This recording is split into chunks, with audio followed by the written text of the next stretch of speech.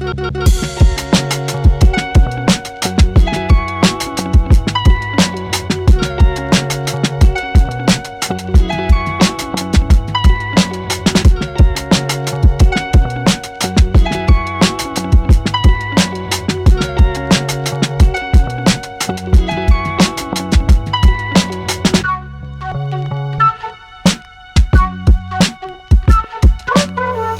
right, guys, I'm doing things a little different this time. I just finished my interview with Mike Jeffrey. Holy smokes, man. Like, talk about another paintball nerd. I could listen to that dude talk about paintball all day. I could listen to him talk about writing. He's just passionate about so many things. Check out this recording.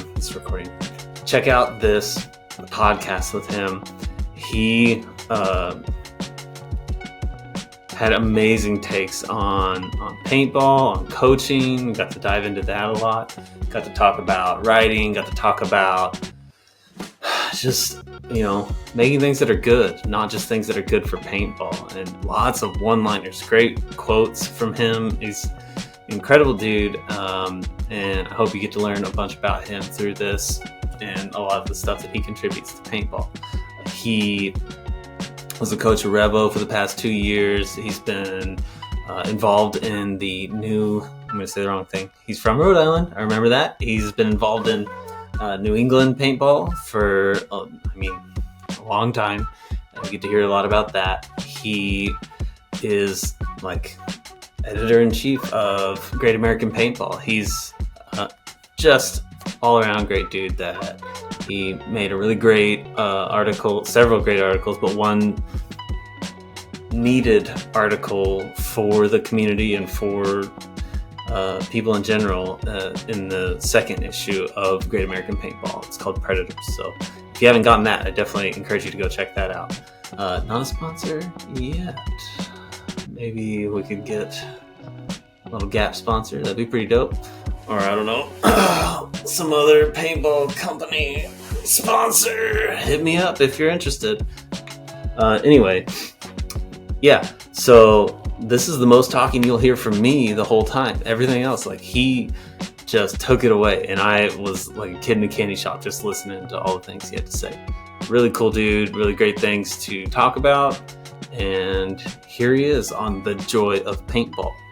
Mike Jeffrey, right here.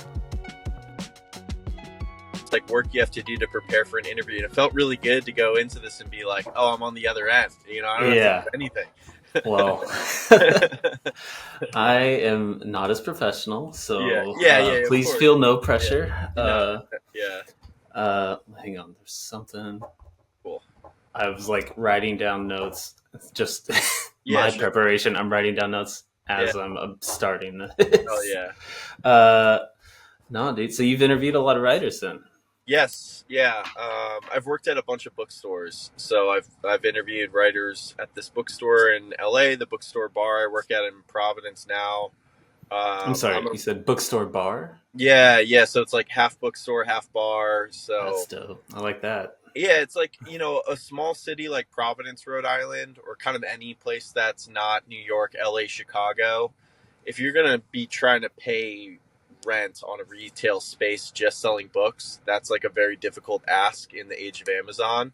Yeah. So you'll see a lot of places have, if they don't own their space, they'll have a cafe or a bar, or they'll really go heavy on events. Yeah. You just got to get people in the door. For sure. And make it a space that has a purpose besides like going there to buy a product that they can buy for less money on Amazon and have delivered to their door. Yeah. I don't fuck with Amazon at all, but I've recognized that you have to provide something in order to compete with that. Yeah. Dude, I saw something today. Got a store that they charge you more if you don't read the book. There's like a chip. You can buy the book, and it's whatever the price is. But they put some chip on the back that I don't know how they verify it. But like, that's interesting. Yeah, it was like not like, oh, you get a $2 fine or something. It was like $127 or something if you didn't read it. Yeah, that's interesting. A shame and financial humiliation but also incentive. educational to some extent. Yeah. Yeah, I Or mean, I would get fucked by that. Like I read a lot, but I buy more books than I read. Like most people readers I yeah. know, you just end up with stuff and it piles up on the nightstand. Yeah. I'd get Yeah. killed by that. Yeah. I've got books literally like holding things up right now Yeah, yeah, yeah, that I still yeah, need to read. yeah. How are your kids doing, by the way? Your kids still sick? Are they all right, or what? Oh yeah. I mean, off and on. It was like Yeah, the my wife was sick also, so the that's combination a of lot. Yeah, like, and I have 4 kids, yeah. so if everyone's sick, then That's I'm crazy. going every direction. Yeah, So, yeah, yeah. but we're good now. Everyone's on the Cool. mend. I'm Yeah, that's waiting good.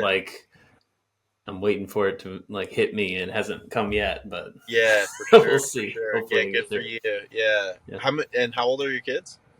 I've got my oldest is 17. I have a 12-year-old, 10-year-old, and a soon to be 9-year old. Wow, So wow, yeah, wow. Yeah, yeah. And how old so are you? 38. You look great. Thanks, man. Yeah. Thanks. Nah, something about paintball, I guess. I don't know. Also, I'm a high school art teacher, so Cool. maybe there's like a Yeah. like I don't know.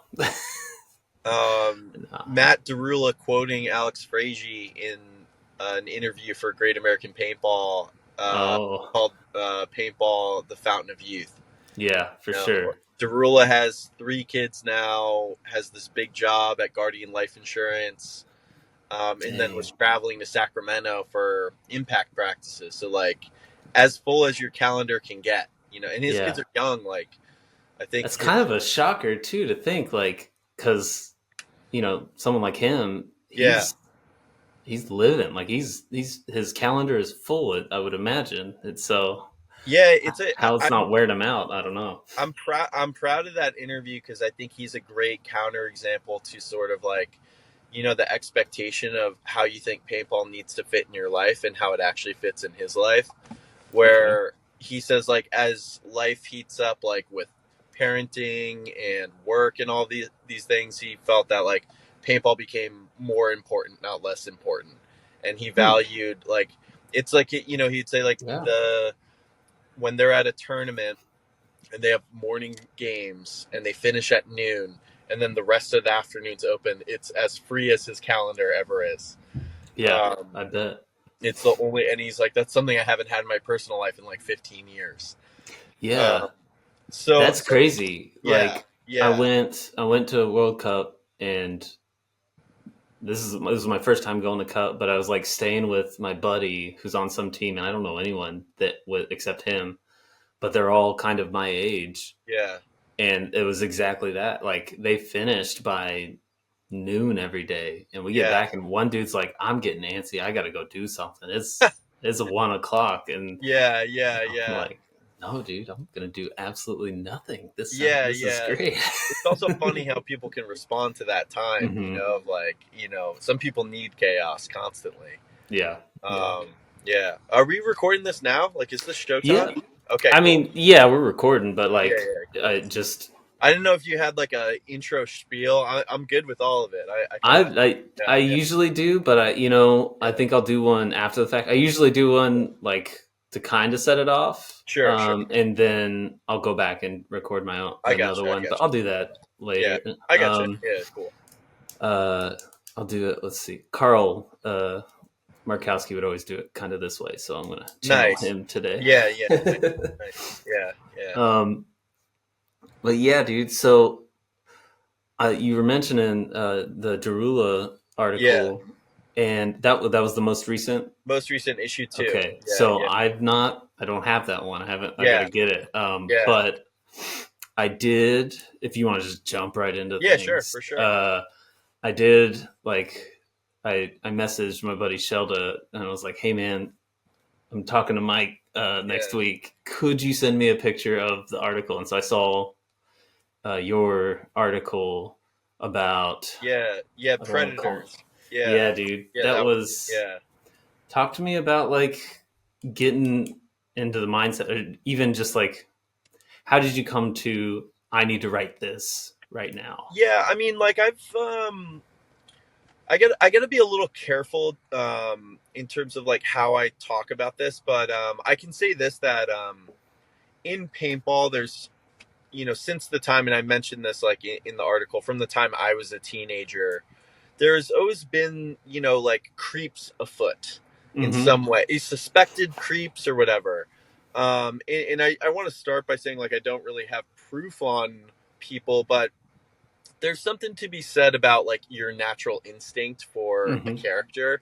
Some people you meet and you're just like, that's not a great dude. Like I Yeah. don't think I want to be around this person. And Get of course the people can ick. Yeah. surprise you. Yeah, you get the it. Um and that's something, like there were like rumors that have gone around in paintball for a long time. And I noticed too that like as you sort of go up in the ranks, you just like hear more, Mm-hmm. and you get to a point where it's like, man, everyone is talking about this, and there's sort of this like, No you one's know like, absolutely not. yeah, yeah, No and one's it's defending it. exactly, it's kind of like this thing that it's like goes around and you hear enough of it, and it's like, why is there this thing of like no one wants to talk about this openly, and I felt like there was a way to do it where it's not like, just libel, Mhm. full on like cancel somebody, but it's like, hey, this is here. We know this is here. There are these Yeah. cases that are open. People talk about these things. Yeah. And why does this happen? Why did it happen in the Boy Scouts? Why did it happen in the church for a long time? It's because things are uncomfortable and sad, and people don't want to talk about them. And so, like, Also, I think there's a, I don't know, the word escapes me, but it's like, it's not like it's unique. no, yeah, I'd venture to say probably 90% of families have familial experience with yeah. something like this, you know? Yeah, I mean, it's like, Like, especially like, like for women, I can't remember what the number is off the top of my head, oh but it's gosh. something like 1 in 3 women experience sexual violence in their lives, like before the Yeah. time they're 25. Like, it's staggering. And that's something in my life that I've tried to like kind of not just accept, is sort of the silence around shame regarding like, sexual violence and all these things.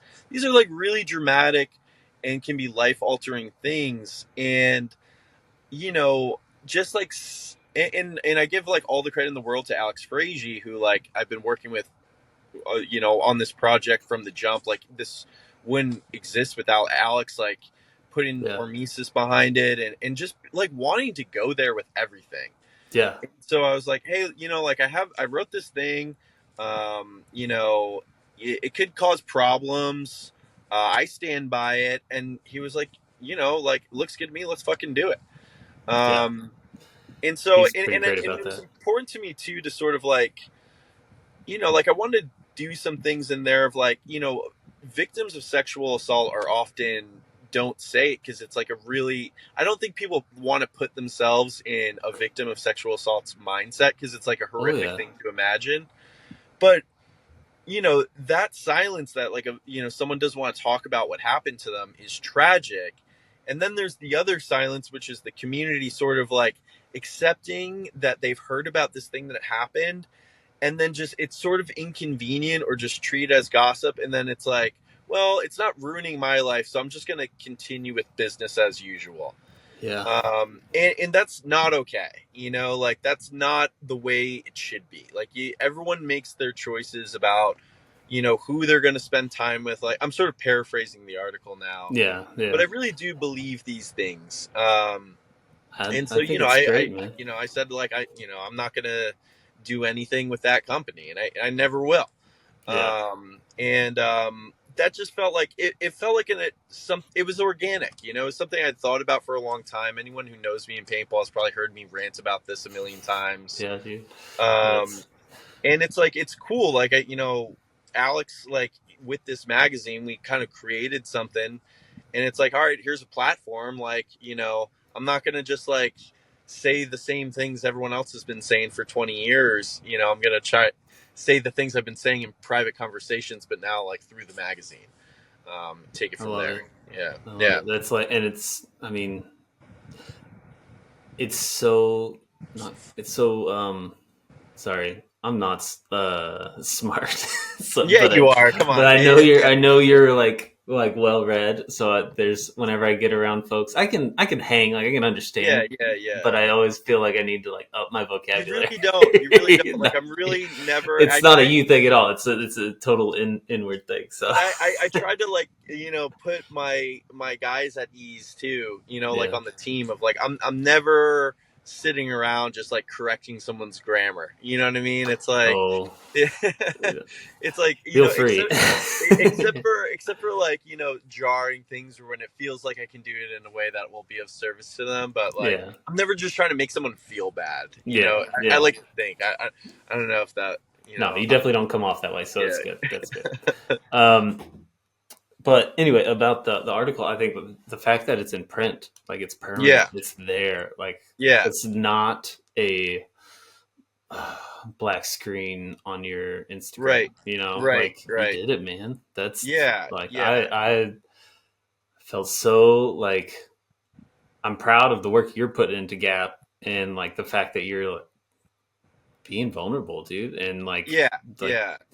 standing by it too. Like that's good for you, man. I appreciate that. I and that like Alex and I and Philip, who does all the photography. He's so fucking talented. Those He guys really like, is, yeah. and they really do the heavy lifting. Those two guys with like the layout and actually like I edit words and I write the articles and then send it off to them and then they make a magazine. Yeah. And we have this sense of like that print matters. That was Mm-hmm. something we talked about from the beginning, and there is this sense of like we're contributing to the historical record of paintball, Yeah. um, and that might not seem like a old, like we're still niche. It's still like an obscure sport, Mm-hmm. but I do think about, I'm older now, I'm 33, and I think about how films like Push and Heroes for a Day are so important to the historical record of paintball and Faceful magazine and Mm-hmm. PGI and like Opie Logren from Dynasty, who like coached on Revo, is like one of my good friends. He like stayed with me in Rhode Island. We were looking through the PGI top 200 players in paintball history. I have that magazine. I Yeah, remember that. everyone Yeah. does. And he was like, we're going through it, and there's a lot of names on there I don't know, and Opie's given his critique, and it like it struck me as a thing of like I know that magazine, that issue is important, and it was cool to have that conversation in 2024, and you couldn't do it through like if there were a PB Nation thread, like that thread's lost now. Yeah. Like it would be Yeah. so hard to dig up, but being able to pull something off your shelf is important. And so we've sensed that from the really beginning, and I think that's why like the second issue, I wrote that predators article, and the other one I wrote like letters from the editor is also like vulnerable in a very different way. Yeah. But I was like, in my fiction writing, it's like that's the sauce. That's Mm-hmm. really what you're trying to do. Like great writing is engaging with truth and beauty, and you do not censor. Anytime you're censoring yourself, you're making a mistake. Hmm. It's really about trying to access, complex feeling and making it consumable for the reader on the other side of that gap. Making feelings comprehensible through language, and I remember we had like an Instagram conversation like pretty early on when I was editing pieces and writing pieces for the magazine. I was like, the standard is not whatever old paintball magazines were. It's not like what I think the audience will accept. The standard is good, Yeah. and to me, I that's the Paris Review, that's the New Yorker, it's like, I yeah, just know I can't show it, but I just remembered that conversation where you said, or I, yeah, you said like I want it to be good, not just good for paintball, and I was like, yeah, damn, dude, yeah, that's yeah, like yeah. it's And I, great. I think there are people who are doing that, like George Fava and DQ. Like these guys are talented, Mm-hmm. and I do think that those guys are driven to make good. And Pat Spohr, who did the Monkey with the Gun stuff, they're driven to make things that are like good films. They're not driven to make good paintball films. Yeah, yeah, And I think that's really, really important. Like, this magazine too, Alex was like, we were figuring out like what size we want, what type of paper. And Alex was like, let's do the best everything. You know, like let's make it big. Let's do like all the color. Let's make it 114 pages. Yeah. You know, like let's make it really, really like something you're proud to show anybody, not just Yeah. like, oh, it's a thing we pass around at the paintball field, and someone's like, Yeah. "What's that?" And you're like, "Don't worry about it." But also, Like, like, yeah, I don't know how much he's making off of it, but at that price point, you know, yeah, if you buy that, what, like $40, yeah, whatever it is, it yeah. like you don't feel ripped off. You know, Yeah, you get a yeah, lot yeah, for what yeah, you're yeah. paid for. I hope not. I hope not. You know, it's certainly a labor of love, and no one's getting rich off it. I can promise you that. Yeah. Yeah. And it's a shitload of work, and but it's Hmm. so rewarding. Yeah, dude. Yeah, yeah, I think we all, as a community, we all missed it. Like yeah, I was able to contribute a few things on that first one, yeah, and I think about, like, I look at everyone else, and like I I feel like everyone's kind of just like pro bono, just like throwing stuff at it, yeah, and like yeah, we yeah, misprint and we want it back, and yeah, we'll do what we yeah. got to do to make it happen. Yeah, and So, that's the beautiful thing about a community, you know, is mhm. that people are really just putting their resources together because we recognize this is something that's like we want and is feels important. You know, like this is not a greed operation at all. Mhm. Yeah, You know, I would venture a guess like you'd have to ask Alex about this, but I don't think we're making money on it. yeah, yeah, But it's you know it's an important thing for this era in paintball too, where it feels like I don't know, maybe I'm deluded because I feel sort of involved in it, but it feels like things are budding in a yeah, way. for sure. No, it Um, does. yeah, yeah, And not unhealthily either. yeah, yeah. I think that's the different thing. That is I the feel big like, difference so we've from been, as a community, we've been burned so many times, and we've done it yeah, to ourselves, right, and now we're kind of like, hey, this is really cool, it's going well, wait, yeah, what's around the corner, let's make sure we're doing this right, type thing. yeah. That's how Building I with feel, anyways. building with it within, you know, rather than sort of like it felt like before it was sort of like trying to strut for some outside money to come in, and then the idea was that like this money would dump in and then everything would sort of be better, and that's never really the case of anything, you know. Hmm. Yeah. um but now it feels like, you know, like I was playing it in the lean years after the Like recession. '09 or whatever. Yeah, yeah, yeah. Yeah, oh not like 08, 09, 2010, 2011. Like those were like pretty bleak years in terms of like you go to the tournament, they feel small. You Hmm. went from being, you know, it's not like playing in the parking lot at Gillette Stadium was a great experience, but there was the sense of hope and future. And then it wasn't so much that the venues got worse, it was just that the sense of hope disappeared. Um Yeah, Now that's back. that's And good. I think that's almost as important as anything else that's happening, you know? Yeah, I think and I'm sure it's been said several times, but the quarantine was Yeah, a great, like, realizer for a lot of us. Like, hey, yeah, this was part of our lives and kind of went away, and our lives kind of went away, and now we can get this yeah. back. And I, And yeah, it's like we're shouting out, like, you know, Tyler and Marcelo with Play the Game, you know, you know, they've made such a professional podcast out of yeah, that. Like the production quality of that podcast is so excellent. yeah, Spick and span, like doing a different sort of format with the live show, but also really excellent. yeah. Um, I mean, freaking, they got Riley Hawk. Like, yeah, yeah, that's a huge name, not in paintball. right, right, yeah. Like, that's pretty big to just.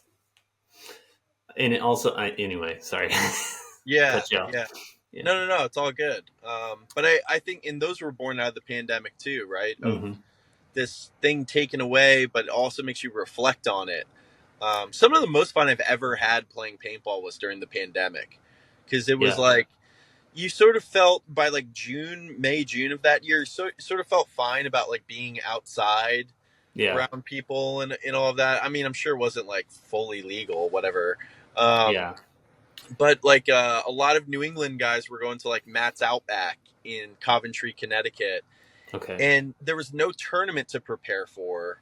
Everything was so Yeah. paused that it wasn't a team practice, so it felt like a return to like 2003 or something, where it's like we're playing street ball at the speedball field, and it's Yeah, like man. Billy Bernacchi is out here, and the Ironman guys are out here, and it was just like it. There would be these like fun fucking days with like 30 guys of all different levels, just sort of like mixing it up and chopping it up between points and just like having fun playing paintball with people you've known for a long time or just met that day. It was really cool. And I don't know if a lot of other regions had that experience, but if you didn't have that, you had the longing, like wishing to play. And I think Yeah. both those things are important. Dude, that like speaks to me. I love that. Like getting back to I think about it, it pops into my head probably like once a week of just like those first times. Like I'll Yeah. hear someone on another podcast of like, oh, I was listening to one today, the Shelda's podcast about and Sal's talking about his first time playing and how he went and played with his brother, and then just that feeling of I have to do this next week. Yeah.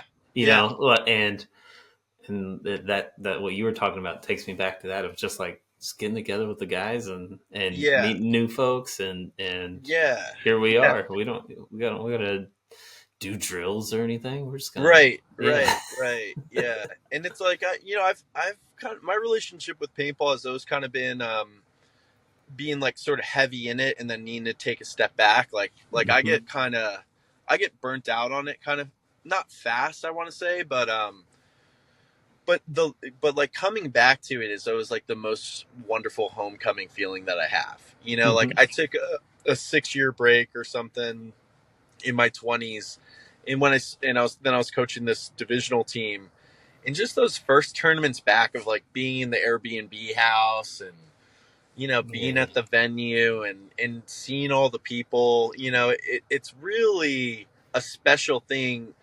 Like I think the experience of community is the ultimate fulfillment. Like that's something I've said before. It's like you're not achieving something in your career, or like getting a promotion, or for like winning the National Book Award. That's probably like the big dream you could have as a writer. Winning an Oscar. I do not believe that any of these things like feed your soul in a deep and lasting way. You get maybe like an insane ego rush, and it can have career benefits, all of that. I think real fulfillment, that sense of like satisfaction, that's like, you know, in your spine and heart, that comes from being a member of a community, and Yeah. having people you can rely on and people who rely on you. It's the experience of family, all these things. And I have friends in paintball who I don't talk to them every day. I feel so confident that in a crisis I can call up, Yeah. Noel Oh yeah. Tran, and he'll pick up the call and, do what he can for me, Yeah. and that's, most people I know don't have anything like that. They have their family if they're lucky, and they have a job that they tolerate to some degree, and maybe they have some hobbies, but they don't have this like, you know global community Yeah. around this, like this. And the fact that paintball's niche, I think, makes the community that much stronger. Oh yeah. It's Yeah. because it becomes like a brotherhood. We have an understanding that most people don't have, and that's a Hmm. special bond. Yeah. Yeah. Wow. I love paintball. Yeah, Great. paintball rocks. Yeah. It's like, I mean, for me, it was just like my fifth grade best friend was like, yeah, I play in.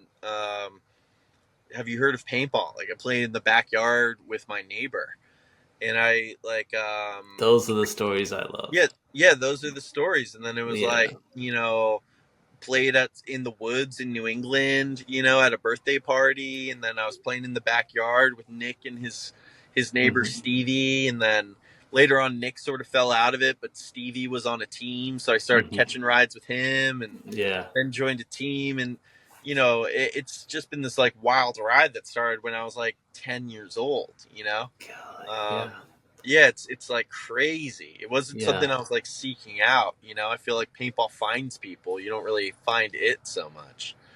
Um, yeah. Dang man.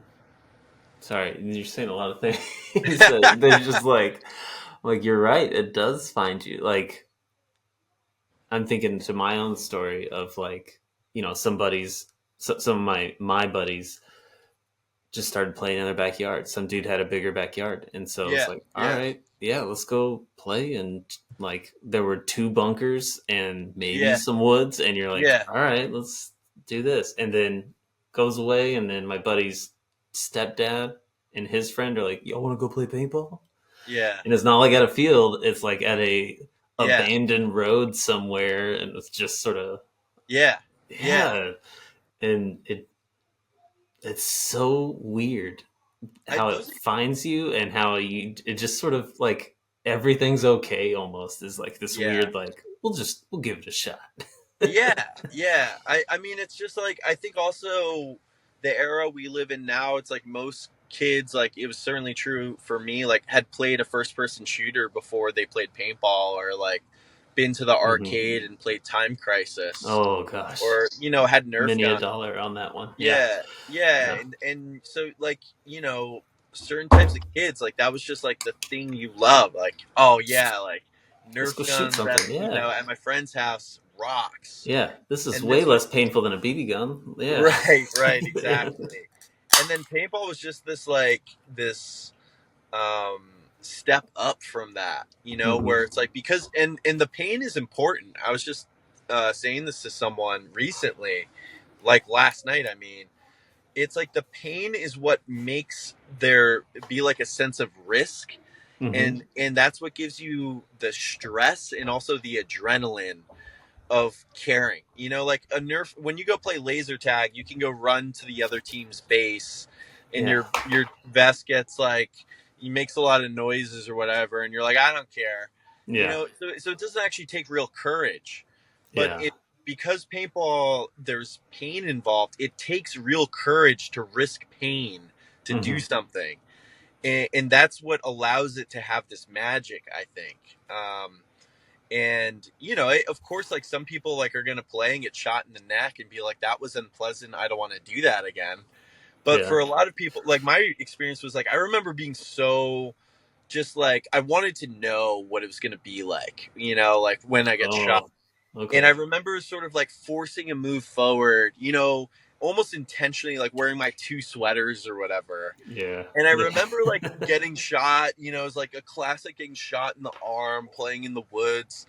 And I was like, oh, that wasn't that bad. It was like certainly something, but it Yeah. was not that bad. And then it's like, it's funny how it escalates from there to like, I remember one of the first practices where like I was on an amateur team and we were playing Hmm. the New England Hurricanes who were pro.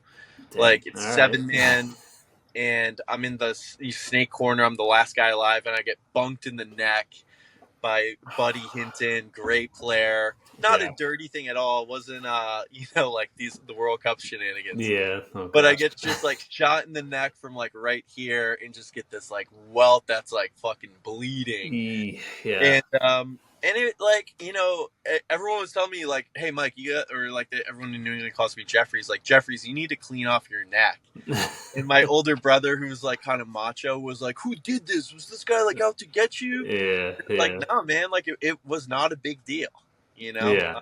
it's just It's like part of it, man. I've kind of always prided myself on that a little bit. Like I never really felt like someone you could get under my skin by overshooting me. Yeah. Yeah. Yeah, That's good. I think that's a. I don't know how to. This is my first time like talking to you, so I don't know yeah, you, but from what I read, from what I gather, you seem like a type that is not your typical machismo.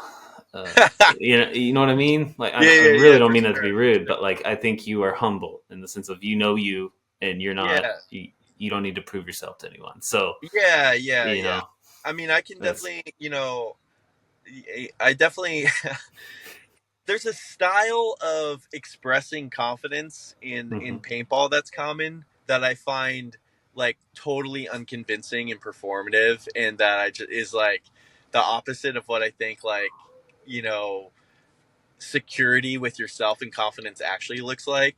Yeah. Um, and so and some people like to be rah rah rah and that, and it's not to take away from people's passion, but there's a style of machismo that I think is just like literally fraudulent. And it's Yeah. this idea of like, like pumping the chest out, and trying to make it seem like you're in control and like Mr. Tough Guy.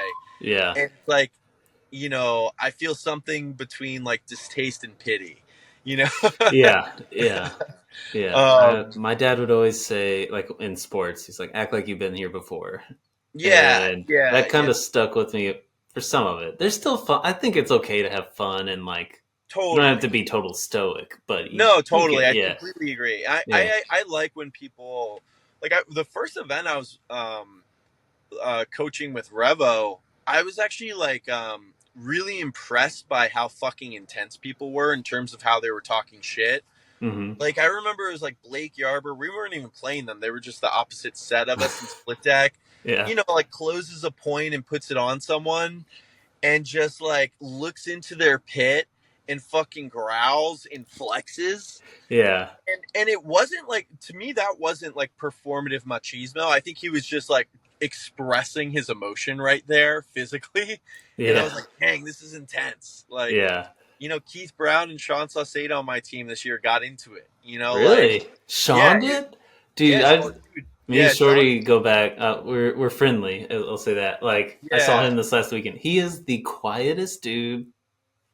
I've never like played on a team with him, yeah. but But like he's like, he's not going to be screaming loud, but like, if he feels cross, he's looking you in the eye, and he's sort of like, he's I not wouldn't trying to mess with him get you to either. step over He's the line, but you don't want to mess with Sean. Sean's a mm, jujitsu master. yeah, He's not someone who's like, I remember when I found that out about him, I was like, oh, and I didn't know him well at all. So I was like new on the team. I was like, oh, like, do you go like fight people at bars or whatever? Because I'd seen like whatever a World Star video yeah, with some MMA guy like being crazy. And he was like, no, I don't start fights. yeah, Like it's not a bad. He takes it seriously, but he has it like available to him, and I yeah, think he like, carries that out there. yeah. Um, The like the yeah, crossover of any kind of martial arts into yeah. paintball is like astounding. Well, Benny Carroll, who you have your portrait right behind you, he says paintball is a martial art. Yeah, I agree. I agree. It's about movement and Hmm. breath, and the fundamentals of like attack and defense. Hmm.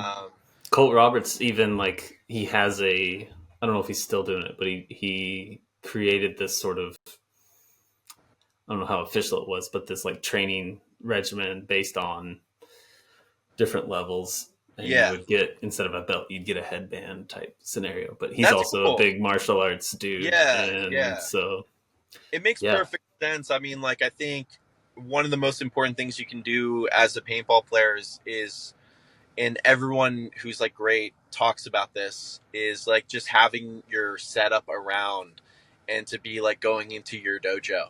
Like Hmm. Cody Mikowski, who was on Revo for World Cup this last event, a ton of respect for that guy. He's been around forever. He built a reball training facility for himself. No way. So in the Milwaukee or Wisconsin winter, he can get in there and be working on a snapshot, pulling up his Okay. gun, doing these Yeah, things.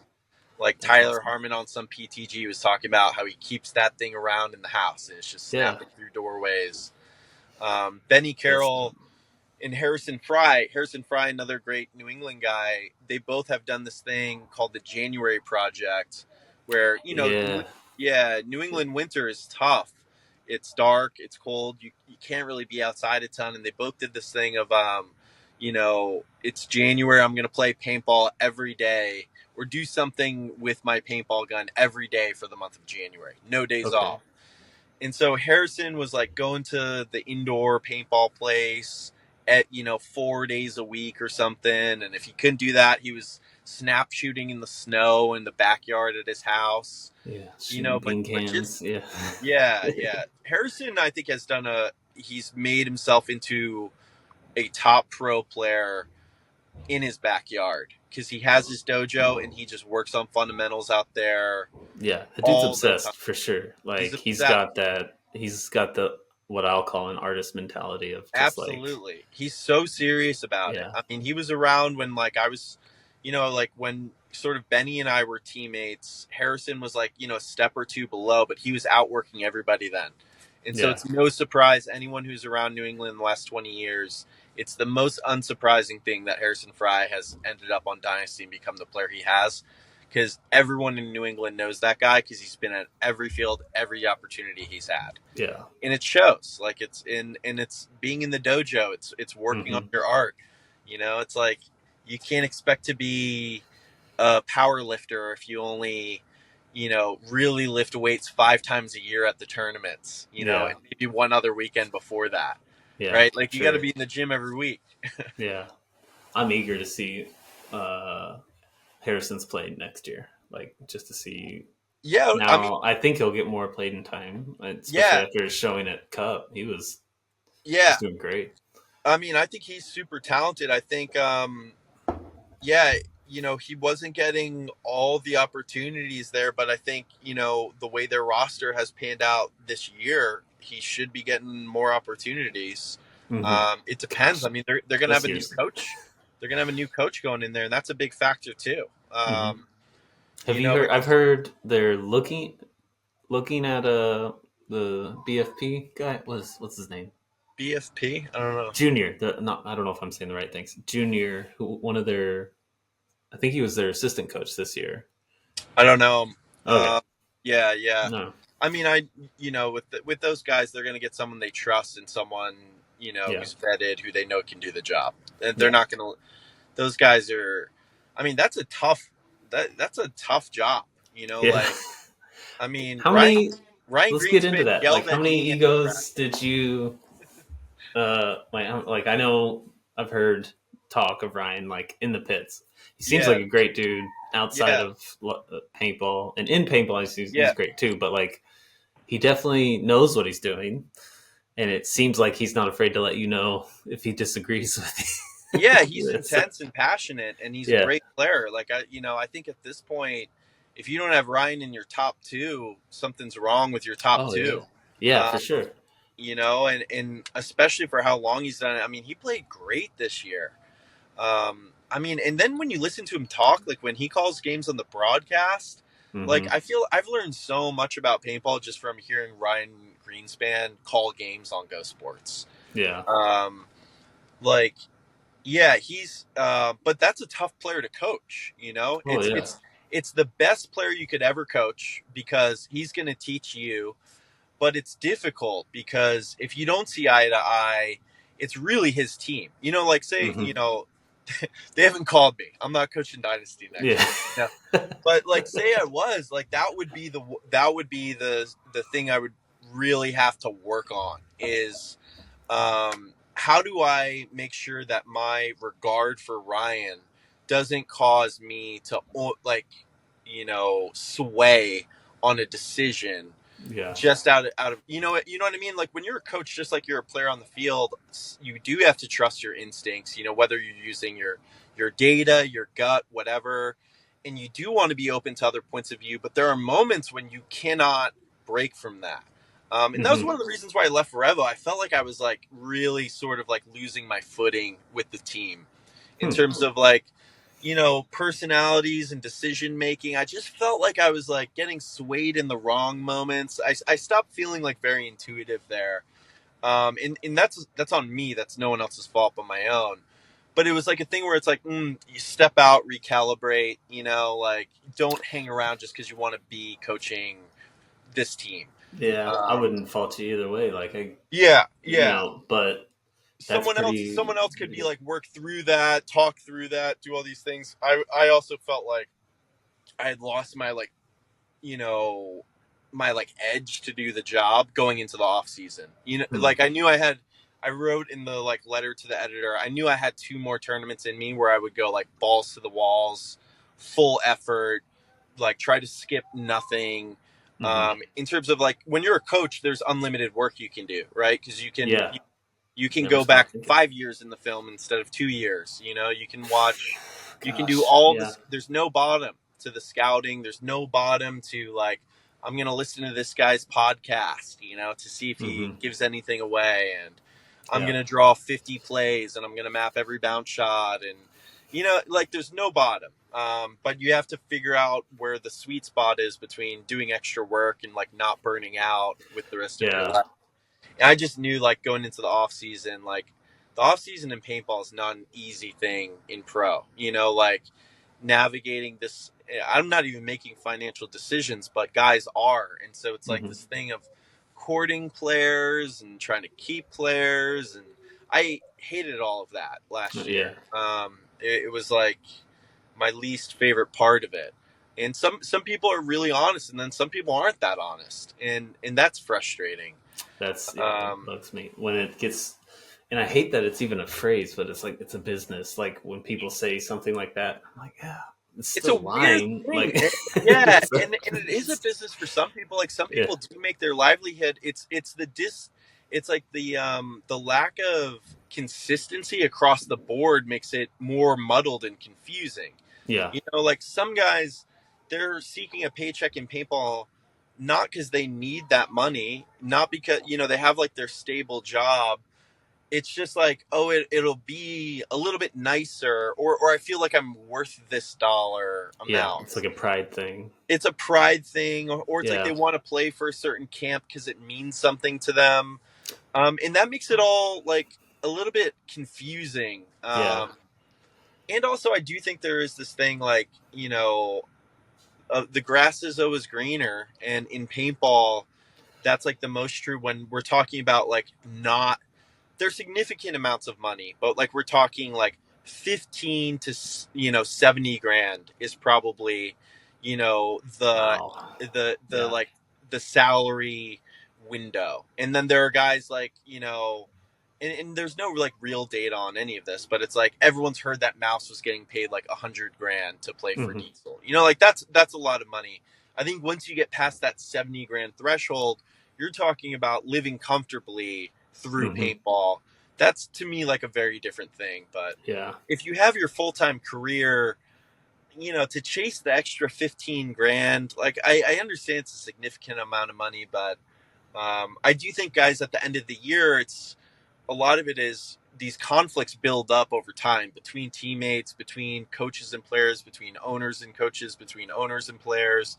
And at yeah, the end of the year, someone dangles the carrot of 15 grand in a new uniform and just a brand new situation.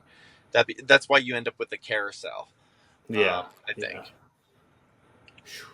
All right, talk to me Yeah. about like I've coached my son's basketball team. Yeah. It's, when he's 6. Talk to me about the dynamic of, you're coaching dudes that are Yeah. friends, and you're Yeah. supposed to Yeah. have this. The idea of coaching uh, equals, Yeah. I don't know Yeah. another way to say it, but Yeah. like Yeah. that's kind of Peers. terrifying. Yeah, to like Yeah. you're giving criticism to your friends or not friends, but to Yeah. uh, Um, yeah. I What's I that feel like? like Yeah, I feel very comfortable giving criticism because I know that, especially in the paintball in the paintball context, the only reason I'm ever giving criticism is because I want our team to win and I want you to Yeah. do better. Like I can truly say I've never had any other motive in terms of giving someone criticism than that. Hmm. Where it gets tricky is sort of like how to make your criticism be received and implemented. That you have to adjust for every different type of person. Yeah. Like you can't scream. You don't want to scream in this guy's face. And I'm not like a big screamer anyway.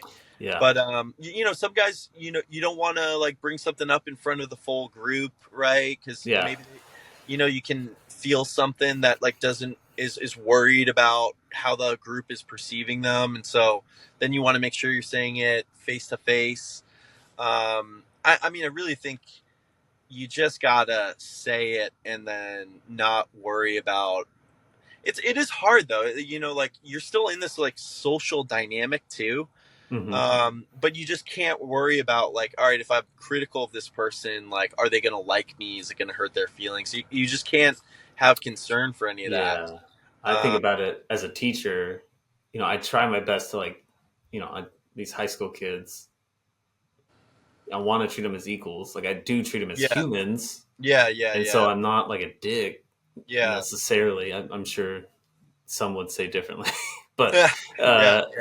like I think about like down the line too of like you guys, at a tournament, you say something and like if that conversation goes sour, like you guys are staying in the same house, you guys, Yeah, like yeah, that stuff. Yeah, that stuff doesn't really bother me so much. okay, It can be awkward for sure. yeah, But you just gotta go through that. okay, It's not a comfortable thing sometimes. yeah, Like sometimes you have tough conversations, testy conversations.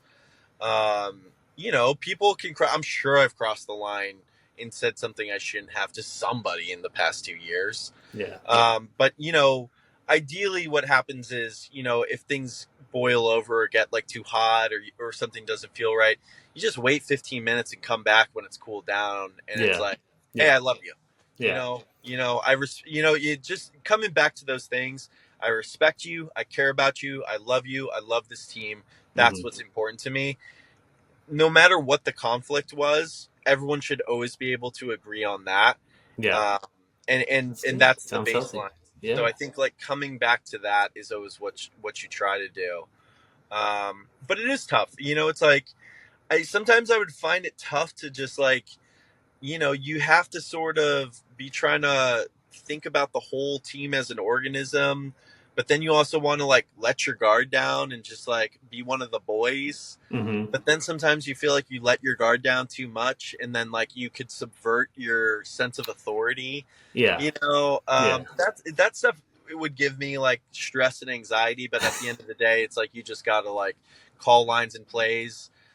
The guys who aren't playing aren't gonna like it. You're gonna have to have some conversations Hmm. about that, and you just got to try to make the best decisions for the team. And I think when you're a coach too, you just have to understand everyone will be regarding your decisions with hindsight bias. Hmm. They will be able to say we shouldn't have sent this guy to that spot because he got shot off the break. That does not mean it was a bad play call. You Yeah. know, the like sometimes a guy connects on a lucky shot, and you make the best decisions for the team according to the situation. When you look back on it, as long as you can feel good about the personnel you sent out and the play call for that situation in that time, that's all you can do. And you also got to recognize like a coach is sort of like a design scapegoat. Hmm. Where it's like if things go wrong, we can always blame the coach, and I think it's important to accept that to a large Yeah. degree too. Dude, I was thinking, literally, you're reading my mind. I was just thinking, Yeah, like, I think sometimes you like, just have to take all of that in. Especially if the team plays really poorly. You can criticize people, but sometimes you just need your guys to move on. hmm, So you can kind of do the thing of like that, even if you don't like fully believe it, of just be like, hey guys, I made a lot of mistakes. Like Bill Belichick, I'm a Patriots fan, my favorite coach of all time, greatest coach of all time. When they would lose games, he said, coaches got to be better, players got to be better, sidelines got to be better. Like he would just say just, everyone's got to be better. It'd be pretty bland, yeah, but it was never about pointing fingers. yeah. Like you have to point the That's a finger good at coach. yourself Yeah, first. You have to model that behavior as much as you can. I yeah. think that's important. I agree And I with say all that. this knowing that I failed at all of this year. It's like I don't Oh, want to like come off at as like I got all the answers. Like we had moments where we played well, but I don't like it when people talk when like they have the answers when it's like I don't know, we finished the year ranked like 15th or something, 14th. I don't know where we ended up, really? but middle of the pack, No. I'm sure. We had a bad World Cup and a bad Chicago. So I think we were ranked eighth or ninth going into Chicago, but then didn't make Sunday at Chicago Okay. or World Cup. So um, Okay. yeah. Well, I don't think that disqualifies everything I'm saying, but I do want no. to add that You're not caveat. oblivious to it. Yeah, Yeah. Yeah. I agree with everything except I don't know about Bill Belichick being the greatest coach of all time. agreed to disagree, man. Yeah. I No, but mean, he's great. I'm a huge Tony Dungy fan myself, but oh yeah. uh, I think they both. A lot of coaches. I don't want to Yeah, but pick. Belichick had two separate dynasties in the free agency era. Yes, he had Tom Brady for both of them, but I think what I love about Belichick is that his team was a different team in terms of style and scheme every year based on his personnel. He never tried to impose a system on his players. He always built his team around what he had available to him as Yeah. players. So it wasn't like, oh, I'm an aggressive coach or I'm a cover three coach. It's like, what do we have here? What's on my Okay. football team? Yeah. What are we good at? What are we bad at? And we're going to try to do what we're good at even better. And we're going to try to minimize the impact of what we're bad at. I Yeah. just think that's like a really impressive style of coaching. It's a very difficult thing to be that flexible, you know? Yeah. Um, I imagine with the abilities that he's pulling in and the I like to have to cater to so many egos, yeah, and not that it's a bad thing, but that like these guys know how good they are, yeah, so you yeah. have to court them and say like, "Hey, I'll build this around you," and he can they'll believe it when he says it. Like it's Yeah, and that's like a thing I feel like is it's discussed, but it's difficult to actualize is belief. hmm, You know, like everyone on the team has to believe they're that they're gonna win. You know, yeah, when you show yeah, up, you have to believe it, and it's a very easy thing to say. I think a lot of teams in pro do not believe that they're gonna win. They are there hoping sickens me that to they'll hear win, people like you and can see it and hear it when they don't. yeah, yeah. Yeah, and it's Um, and it's this thing of, and I think this is like I talked to Colt Lukow from PB Fit, like he's gonna have a piece in issue 3 of the magazine, hell yeah. and we talked about I think teams when they come up from semi pro, those teams can be dangerous in their rookie year. They don't typically win, obviously, but they're used to winning. They're used to Hmm. winning tournaments. That's their normal experience of flying to the paintball tournament and going to the hotel and bringing their gear bag to the van. They have this routine, and that routine usually ends with them winning the tournament at the end. Yeah. After 3 years in pro, when the goal has shifted from winning tournaments to let's go deep on Sunday. I hate that expression so much. Or let's make Sunday. It's like this incremental thing where it's like we're gonna make Sunday and then we'll decide that we believe we can win the tournament. And Yeah. I think that doesn't work. I don't think you can operate that way. I think Dynasty, Impact, X Factor, Damage, Russians, those teams have been showing up for years at every tournament, believing they're going to win that tournament. Yeah. And they don't always do it. Obviously, sometimes you get knocked out. Like those Sunday games come down to like two moments. Yeah. It comes Oh down to yeah. like 2 points every time. It's like you split a couple ones, and then it's like there are 2 points that are actually up for grabs. So Hmm. it's like, of course, no one's going to sweep a season. Yeah. But I think PB Fit, like talking to Colt, those guys played more paintball than anybody this year, Oh yeah. and they And not just like and not just like drills in practice. yeah, Like it's in their DNA really. That's my local ish field yeah, is yeah, fit, so I know a little bit. But like all the games they make night ball and yeah, glow ball, and like they host a tournament, and each of the players on the yeah, team has the ability to like have their own team in yeah, the XDPL, yeah, so they're seeing all different sides of yeah, paintball all the time, and yeah, it's yeah. amazing. They're they're doing it together all the time. They work at that field together. Hmm. They're so connected on the field. They shoot well on the break, and Colt is a leader. Hmm. He has a leader's person. Like he was saying everything right on the phone that I would want like the leader of my team to say, and it didn't feel like rehearsed or like he was trying to like repeat what he thought should be said. It Yeah. was just this innate belief in himself and his teammates that you can't cheat. You can't just say that. Yeah. You have to live it in your blood, and no one can make you do that. Like and I Yeah. no one has the answer for how you find that. And that's like the magic of that team. What they did is so significant in Oh paintball yeah, history. Like you can it's look at the results of the last 20 years and look at that and be like, what the fuck happened here? yeah, yeah. Wow, that was something else. Yeah. I got to the whole. I think I just know too much about him. Like his parents, their Cobbler. story, Yeah. and how like his dad. I think his dad had like cancer or something, Wow. and it was pretty rough. And Yeah. from what I know, he's good now. But Cool. I don't want to speak out of turn. I don't know, but Yeah. I Yeah. feel Yeah. like they. Um, I mean, they're invested Yeah. so much, and Yeah. Yeah. I love what you said that he's like he can't cheat it. He full on believes, and he's a Yeah. good dude. And They're all and pretty there's cool. and that's like the other thing that ends up happening with teams too, right? Is like I saw rumors that like three blast camp guys and like three aftermath guys are like maybe leaving their teams.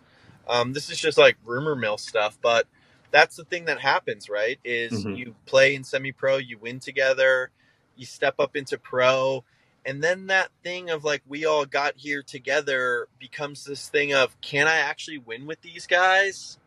Like do Yeah, I actually believe in this thing? And then you can end up being like a really talented player on like a good team or whatever, but some talent just swirls around, yeah. and I mean, they don't find homes, and I'm not, there's no disrespect in that at all. It's just that a winning I program is a different thing, and it's like there's no, like Matty Marshall said it years ago, and one of the fucking monkey with a gun things. There's no like tried and true method. There's no wise old man to consult about how to build a winning paintball team, yeah, and the fact that everyone does disappear to their life, and that these things are like primarily like on Revo, we had what, like 4 or 5 non-layout practices, the layout weekends, tournaments, in a Facebook group chat. That is the glue of our team. hmm. And if you plug the right people into that, and everyone buys in and believes in it, then that's, it can work and you can win. But if there are just even like a couple bad agents in there who don't actually believe, or who are Yeah, just there for their ego, or, who are always shopping around for the next team, like it's just not going to work. Whereas like Fit, has their family, we hmm, are a family team. We care. Um, Damage has had their core of like the Edwards brothers and Joey, yeah, who this is our, a core, right, that you can hmm, build around. I think some teams, they have a lot of talent, but they lack a core and a reason for being, and they can make top four, but they don't end up winning tournaments. yeah. I think I a player that comes to mind is Meter, Mm, who early man, on he was that dude that was just yeah, going everywhere. yeah, He was yeah, talent, and he went to X Factor, left, and did some stuff, and now he's back. And I kind of like, I mean, from what I see, I don't know anything, but from what I see, he seems happy yeah, and like content to be there, yeah, and you see some of that investment, and he's yeah. got his buddies. I know him, so I used to manage a field down here, and Meter and DJ and another Got it. player, Hamilton Horton, who I think had a little stint in pro. I can't remember, but they were all little Groms, so to speak, and to see him and TJ on a team together again is like, Those guys are filthy. yeah, Yeah, yeah. those guys are filthy. Meter in particular was someone who you always knew his name and he would Hmm. do good things. Yeah, He he was spent some one. time up like by you guys, right? Like with that's Yeah, Jersey, not New England. Sorry, the Jesters, but yeah, yeah. I um, like. I don't. I know people who know him, but I've never really known him well. I mhm. knew there was some New England or Northeast connection, but I wouldn't have been able to tell you that. Those the gestures that make sense to me. Um, I can't. Did we play X Factor? I don't know The why. Raiders. I can't remember. I can't remember. I It's ended up watching a lot of X Factor games this year, and okay. he impressed me so much. He's Um, yeah. their game at Chicago against the Russians Oh yeah. in the semifinals, he made one of my favorite moves of the year. Really? It was a 3-on-4 X Factor with 3, Russians with 4. It's late in the match. X Factor had been up like 6-0 or something, and then the Russians were sort of coming back. I think X Factor had a 2-point lead with about like 4 minutes left, like getting down to it, where it becomes this like very important point where if the Russians win it, now it's a 1-point deficit. The Russians have all the momentum, or maybe it's a 2-point deficit. It's in striking distance late. Mm-hmm. And if X Factor wins, the match is over because they're up 3-0 with like, or up 3 with like a minute 30 left. So Yeah. it becomes this very critical moment. They're down bodies. They're stuck in the backfield. Karslev is on X Factor's side of the field on the Dorito side. It's just Tim Stetzel over there on an island with Mm-hmm. Sergey and Karslev in front of him. Meter recognizes the situation. I think TJ had just died, so it goes from being a 4-on-4 to a 3-on-4 for X Factor. He makes this total, like he sells out on this fill to the snake corner. I'm starting to remember this. Yeah. Yeah, it's like a crazy fill, man. Like he does it gun up because he has to and just fully commits to it. And then he knows that Karslev is going to come get Stetzel because that's where the advantage is. Mm-hmm. And he like wraps all the way around the snake corner, goes low all the way on the wrap because he just knows Karslev is instantly going to go.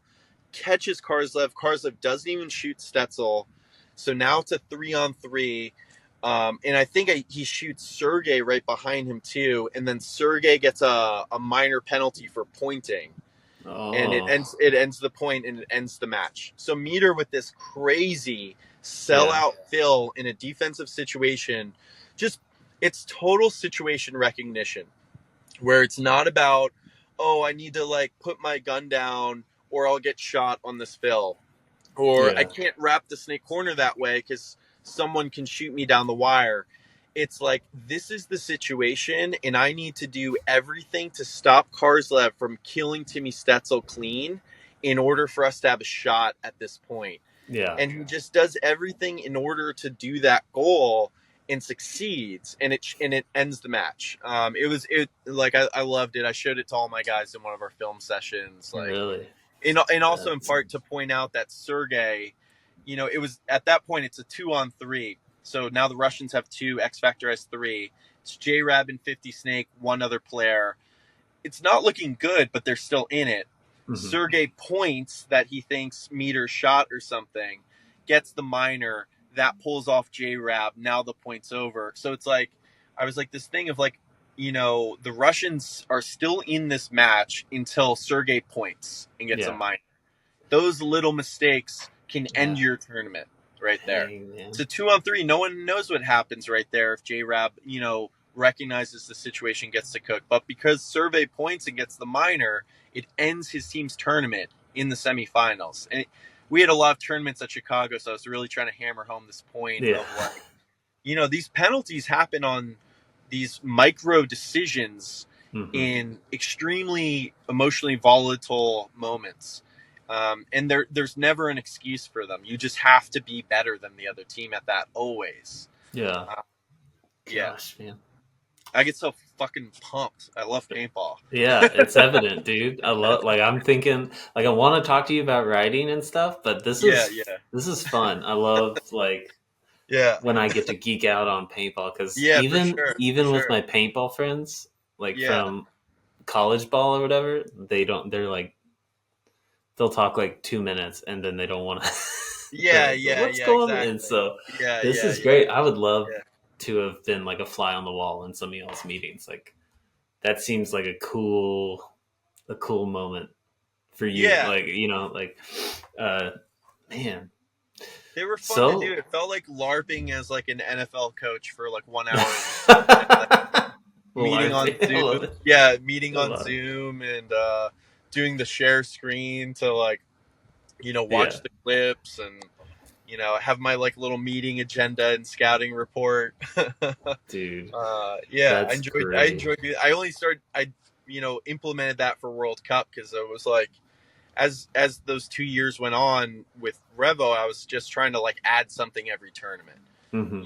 Like see sort of like what was missing in the organization, or just think about like what I could do to like be better every tournament. I think everyone needs to be doing that at all times and whatever they're doing. It's just Yeah, for try to sure. add something. That's always a good way to like, stay on the upswing and not the downswing.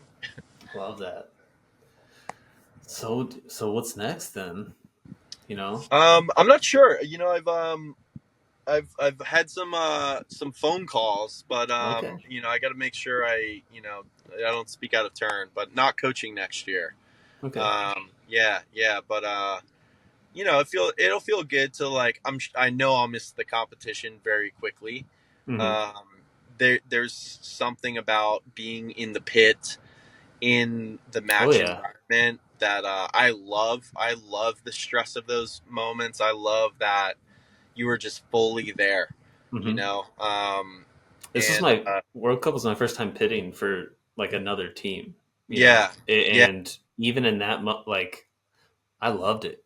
yeah, That adrenaline focus yeah, still comes into play, even when you're loading pods and stuff. Where yeah, you're like, yeah, what can yeah, I totally. do to like make Yeah. sure this goes as smooth as possible? You were a member of it. I mean, I had Yeah. conversations with a lot of pit guys this year of just like, and it's funny because like the pit guys get lost in the moment too. Hmm. People get pulled into the drama Yeah, of for the sure. match and forget their job, just like the players on the field do. Will get pulled into the drama and make a poor decision. Like, it happens across the board.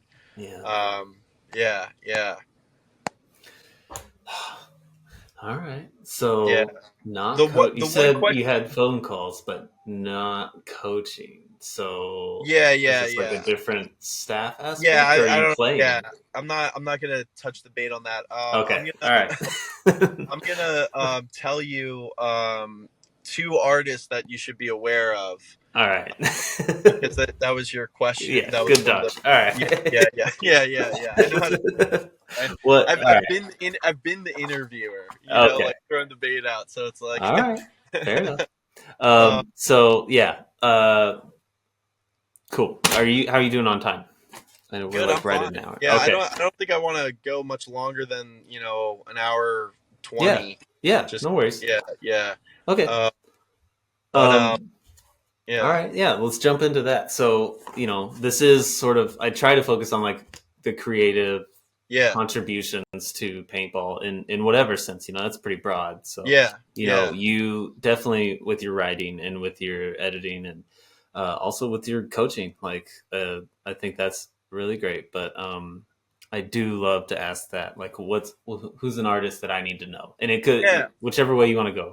So Writing, yeah, so I'm gonna go writing just because that's my wheelhouse. I mean, I think it's important, whether you're a visual artist, writing artist, whatever it is, to I had a writing teacher who called it feeding the muse, okay. of just making sure your O is consuming things that stir you in some way. Mm-hmm. Watching movies is important for me. Yeah. Listening to music is important to me. Finding things in all that media is important. But Mm-hmm. the writer who I love, who's been important to me in my writing life, who I also think he's someone I recommend to a lot of people who don't love to read, but who has like a grittiness and a sense of humor and a sense of beauty that all remind me of paintball, is this guy Dennis Johnson. Okay. And he has this short story collection, Jesus' Son. And I'll text you this so you can, All right. like put it on the screen or whatever. But Jesus' Son is a short story collection. It's kind of, it's about this like it's this like junkie narrator in the Midwest, kind of getting up to no good. It's like about addiction, but it just has this like gritty beauty, of like stripping copper wire from an abandoned house with some sleazy guy so that you can afford to drink a little bit at the dive bar. But then there'll just be these bursts of like beauty and just like understanding within these like gritty environments. Mm-hmm. um and it's just fast and it's funny. It's gritty, funny, and beautiful. And I associate those three characteristics with paintball as well. um And so yeah, Dennis Johnson, he's amazing. He's someone who I go back to his work all the time. He writes in a way that's kind of conversational. It doesn't feel like it's this put on academic, Okay. pretentious register. It Yeah. feels like a guy who's talking to you, as if you're having a conversation. There'll be flourishes where the language becomes very beautiful, but it's not like overbearing. Um, and, and then it's just like, sometimes like funny with wisecracking or like dark humor in there. Um, Okay. I think This about sounds great. I love it. Yeah, Like, yeah, he's amazing. He's amazing. He's an important American writer. Like he won the National Book Award, super celebrated. all right. He died in 2016, 2017 thereabouts. Um, but was an amazing writer who I will read endlessly. And the feeling in his book is sort of the feeling I'll get sometimes at the paintball tournament. Less like at the tournament itself, but more like when you're both rental minivans are in the parking lot of the hibachi restaurant in Central Florida, and you've been knocked out of the tournament, and there's like an aimless thing and a regret and a camaraderie and a rowdiness, like all that part of the paintball experience, where it's like you're this weird pack of bandits, Yeah. in the middle of nowhere on this mission that means nothing to most people, but means everything to you before you go back to your normal lives where you're sort of respectable or maybe not respectable. But in this environment, you are, a squadron in all things, at the restaurant, at Top Golf, at the tournament. Yeah. And his books, have a similar feeling for me. um That's lovely. yeah Like yeah I'm gonna check that out for sure. And yeah it's a great one to I'm not a recommend. reader, so but I Yeah. love that.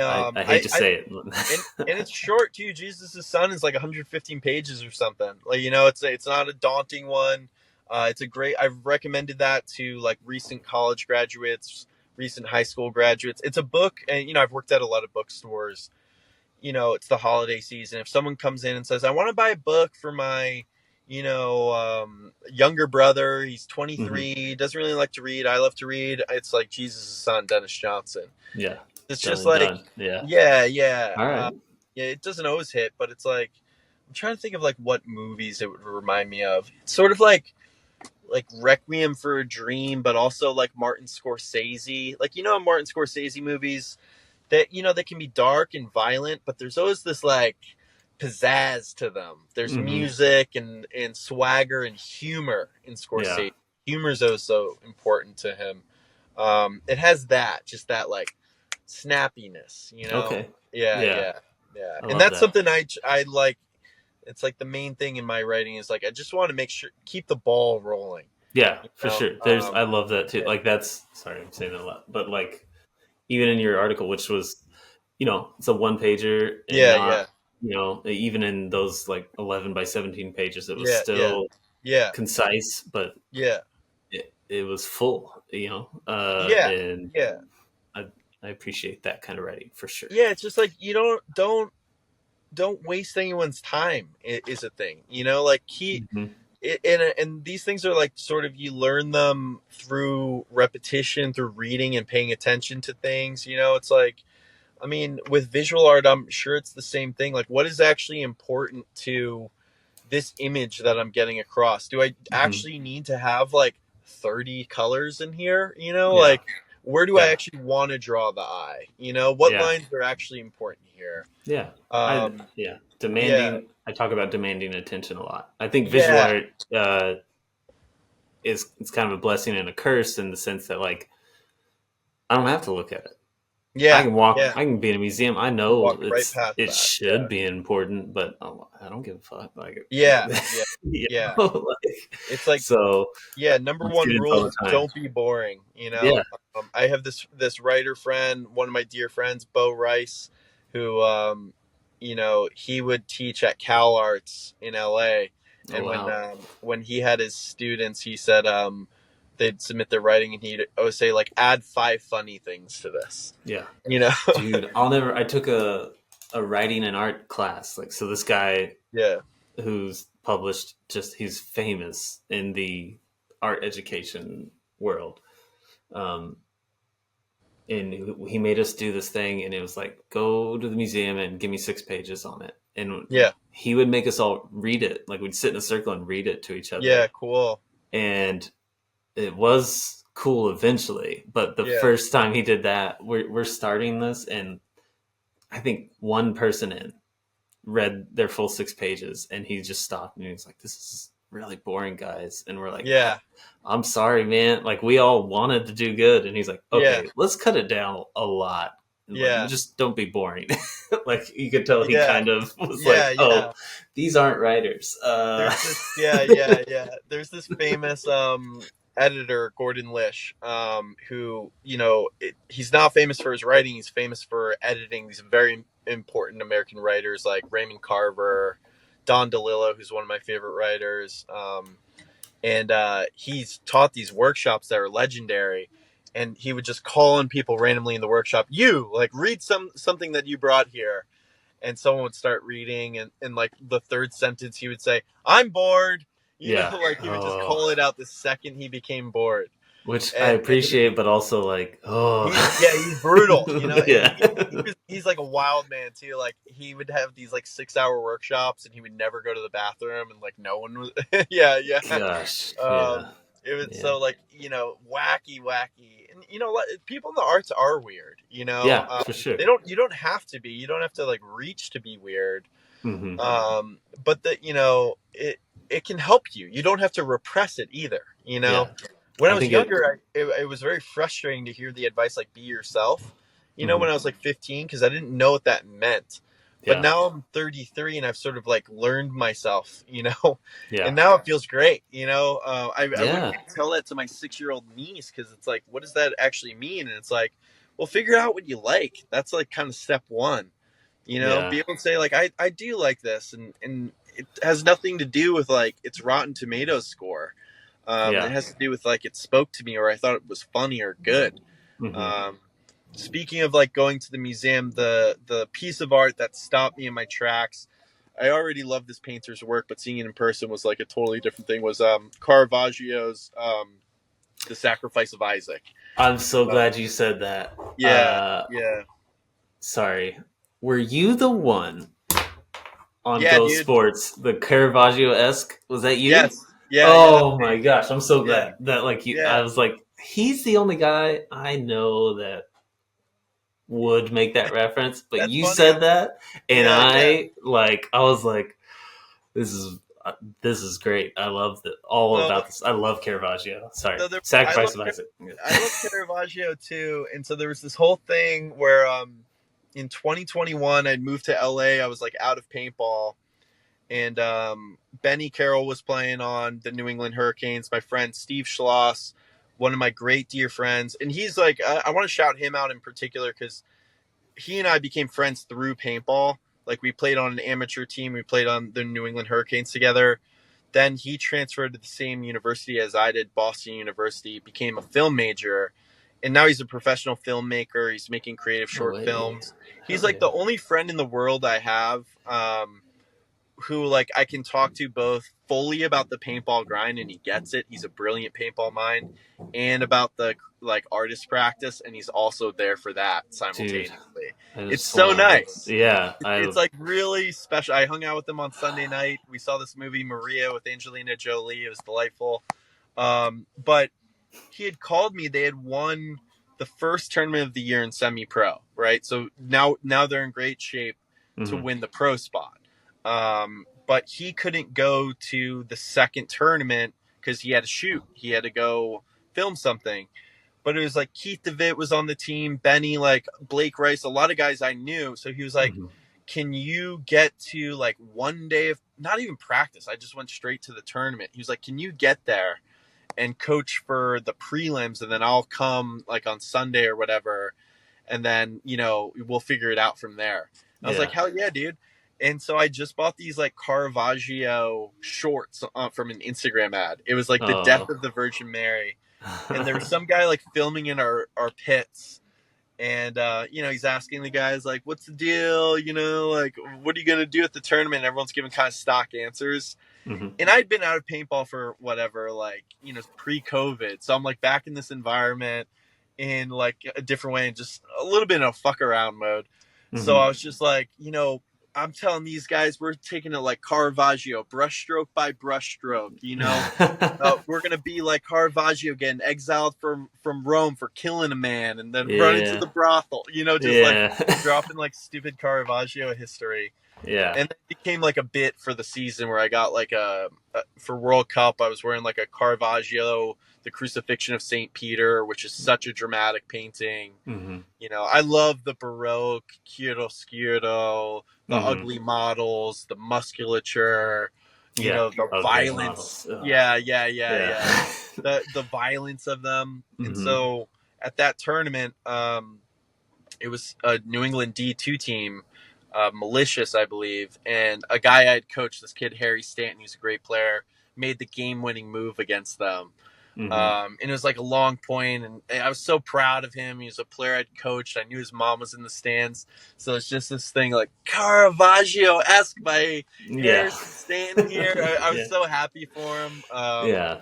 And That then was Matt got a like, kick out of it. Yeah. yeah, the fact that like you said it and Maddie, Maddie's like so well read, but the fact that Yeah. like I had a moment with you guys, that Yeah. That's awesome. was That's yeah, awesome. that was Yeah. so I mean, cool. it's kind of funny because doing that stuff, I sometimes I'm like sort of playing the art snob in the crowd, which I Yeah. don't hate doing. I think it's like kind of a funny thing to do. You know I what I mean? mean, Like yeah. anyone who knows me knows I'm like not actually going around with like my nose fully in the air, being like a dick to everybody. At least I don't Hmm. think so.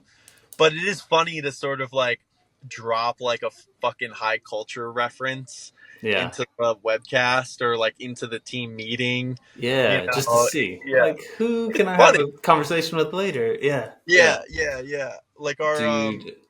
I had a call in our code book this year that was Melville for like Herman Melville that we changed to Moby Dick, for World Cup, which was like a fun and just Yeah. like people being like, "What is this call? Why is it Melville?" And I was Just like, "Well, Herman Melville, who wrote yeah. Moby Dick, a Yeah. really famous book that you guys should be aware of." Was it like the white bunker was always Melville or No, like nothing like that. I don't want to give anything away in case they keep using the code. Oh, I fair still enough. care Fair about enough. those guys. I'm Yeah. still rooting for them. Yeah, Dude, that's amazing. So that was literally in my notes was the yeah, Caravaggio. Caravaggio-esque. Yeah. That's amazing. Yeah, I'm glad. Yeah, I'm glad. It's really pleasing to know that there was some person out there who was like, "I can't believe I yeah, heard what I just heard." yeah, yeah. Like I think I was doing something else, and you said it, and I was like, "What?" Amazing. Yeah. Have you? So there's a historian, Simon Schama, who does a series on art called "The Power of Art," and Mm. he does a lot. That's how I knew about the his tattered past. Yeah. Uh, but he does. If you got like an hour to kill, he does great like documentary Cool. stuff. Where he's Yeah.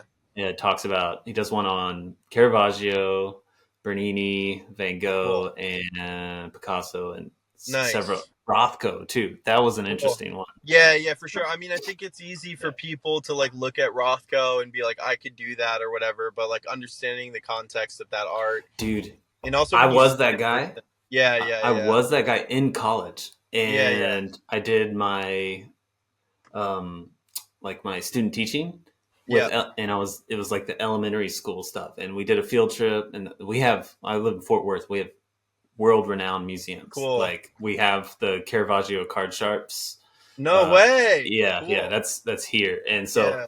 anyway, we're at the museum, and there's this Rothko, and they're doing this exercise, and this fourth grade girl, like they're doing the exercise of like, how do you like just respond to the art? Like, what Yeah. do you see? And she goes off on this like 3 minute just exposition of this painting of this Yeah. Rothko, and I was like, who am I to say Yeah. anything Yeah. about this? Like, if you make a Yeah. piece and if someone responds to it that way, then it's Yeah. successful. If it's one person that responds that way, it's a successful piece. So Yeah, and I also just yeah, think that there's something about like images being flattened on screens that the experience of them is lost, and then when you see them on a wall, it's like a totally different experience. yeah, Um, yeah. I got I to get mean, I think down. like Jackson Pollock was someone who I was like, this isn't cool, but then you see him in person and you see the scale of it, and then it feels like you're looking at like a map of the universe or something. Hmm. That's a Like really he's a hard one to teach to high yeah, I school bet, kids. dude. Yeah, To high yeah, school kids, I have to be like honest too, because I'm like, guys, yeah, first off, don't envy this guy for anything. yeah, yeah. Like he was not He a was good CIA person. funded anyway. He was, yeah. Yeah. Was that legit? What? That is legit. The CIA Really? they had a program where it was like part of the Cold War was like, it's like we have to be better than the Russians I and thought everything. I heard this, but I thought that was like No, this is real. They pumped money into a lot of cultural foundations, like the Paris okay. Review, which is like the best literary journal in the United States. Certainly, like got money from, and Esquire magazine got money from the CIA. It was What? dark. It was dark money funding the arts, sort of like Peter Thiel's sort of trying to do now, in a different sort of way. But What? the arts and culture is important. Hmm. It affects the way people view their reality, and Yeah. so in the Cold War was really about we want the world to see our value system as being better than this clear alternative. And so Hmm. they took that battleground not just to Vietnam, they took it to the arts. They took it to chess, Bobby Fischer versus Kasparov. Um, yeah, Wow. the space race, right? It was like Yeah. in Yeah. every venue where there's competition, it's our model versus their model, and culture was not exempt from that. Wow. All Yeah, right. All right. yeah, it's interesting. Dude, this has been great. Like I want to respect your time. I know we're pushing, Yeah, yeah. I think but 90 dude, minutes is a good time to yeah, for roll sure, out, but it's dude. been a pleasure talking for sure. Yeah, Yeah, man. Sometime if we ever cross paths at a tournament, let's grab a beer or definitely. something. I'd Like, love to. I'd love yeah. to. Yeah, and I'm a fan of your work, man. It's cool to see the Dude. Benny Carroll thing right there, and that was I really still got, special for me to, yeah. he submitted that piece, edited it with him, and then to have like this really cool visual art that was, no disrespect to photography. I love the art of photography. I love Robert Frank. There's a lot of great photographers who I admire, but having it be a painting somehow just like fit perfectly for Benny and who he is. Nice. Yeah. And I admire your work. It's great. Well, Yeah, thanks, man. I yeah, really appreciate that. And ditto. So, cool. do you want to? You want to like shout out like I know you have like you do some reviews. So you want to like let people Yeah, know where to find your stuff, or I guess I'm putting together a website right now that will have all my stuff on there, like a very like simple website just with all the fiction, all the book reviews, and also the paintball stuff there. So sweet. yeah, follow me on Instagram, Mike_Jeffrey 24. I post everything there, and I'm not hard to find. You can hit me up Yeah, on there too. for sure. I receive all queries. Yeah, Nice, yeah, nice, yeah. awesome, dude. Well, thank you so much. I really do appreciate your time and Yeah, everything you do. Well, like it thanks, really man. is making a difference. So thanks. Cool. Take it easy. All right, later.